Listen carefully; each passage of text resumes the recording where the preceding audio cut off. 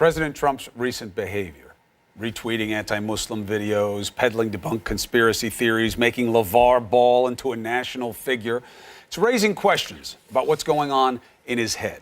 The co-author of The Art of the Deal, the book that for many of you put Donald Trump on the map, he says people inside the White House are worried about what's going on with the president. Let's bring him in. His name is Tony Schwartz. Good to see you, Tony. So what have you heard and what does it make you think?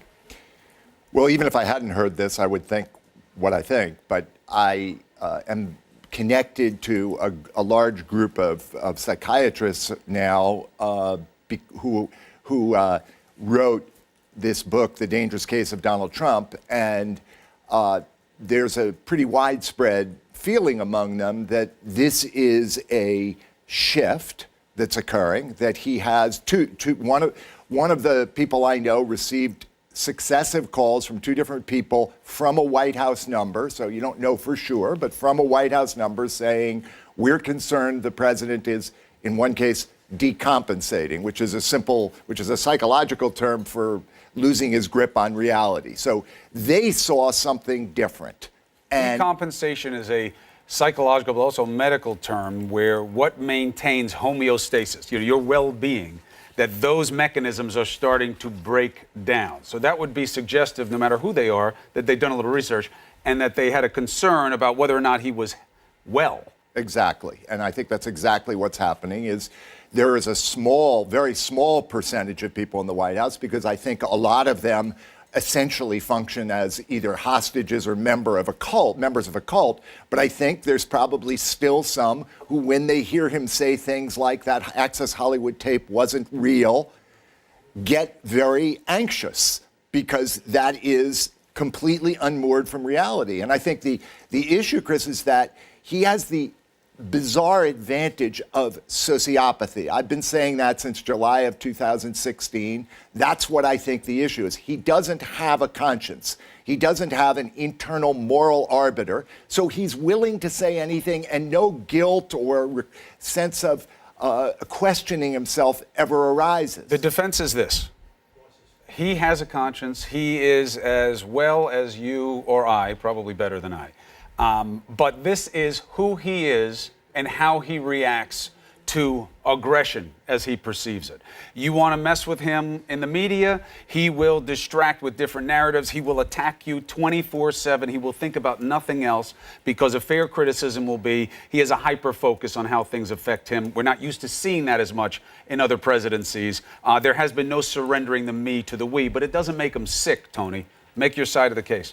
That what happens to a person who has very, very deep and vast insecurity is that they are always attempting to prop themselves up. And under the circumstances, he's feeling a kind of pressure on him, on his own sense of security and well-being that is unprecedented.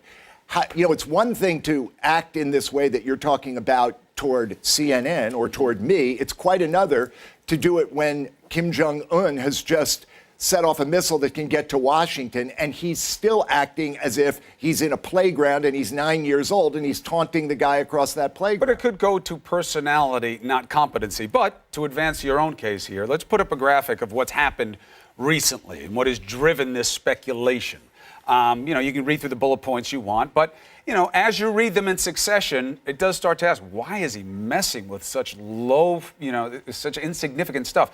Going after LeVar Ball, making him so important. Al Frankenstein, going all after Franken and those accusations, while obviously ignoring the larger conversation about sexual harassment and assault. Going after the NFL time and time again, using such derisive language about black athletes. The way he has defended Roy Moore, the way he has shot down accusers by implication. The Pocahontas stuff, which is just a slur, and how it has tortured the White House into a position of somehow trying not to recognize that fact. And then, of course, most recently, the videos. Now, I still submit that as... Are you the prosecutor in the case here? Well, yes. I think you are. I would be am. more of the defender here, just in terms of... I think you don't want to be so quick to give someone the defense of illness when this is actually completely competent and completely volitional. Doesn't mean it's not really wrong or counterproductive. That's why sociopathy is a better description than what most people think of as mentally ill, because a sociopath can be very, very effective in the world, can act in a way that appears to be very sequential. So he has an odd blend, I think, of delusion and deflection. The deflection that he does, and that list of things is deflecting from some of his vulnerabilities, some of his big vulnerabilities, most notably Russia, and the, I'm sure, panicky feeling he has that they're getting closer and closer to him on collusion in Russia. So he has that ability to consciously deflect, but he is also, that is fueled by a certain amount of delusion. And that delusion gets greater and greater. In other words, the idea that you get unmoored from reality is reflected when you say you're on tape saying something, but that you already acknowledged was real, and now you say it's not. I'll give you that. We have harped on the Access Hollywood latest instance very heavily here on the show because it is the most naked lie that I have seen the president tell while in office. There's absolutely no basis for it. It's absurd for him to do it, and it does raise questions as to why he would. Tony Schwartz, appreciate your perspective. Let me know when you get your full degree. Thank you.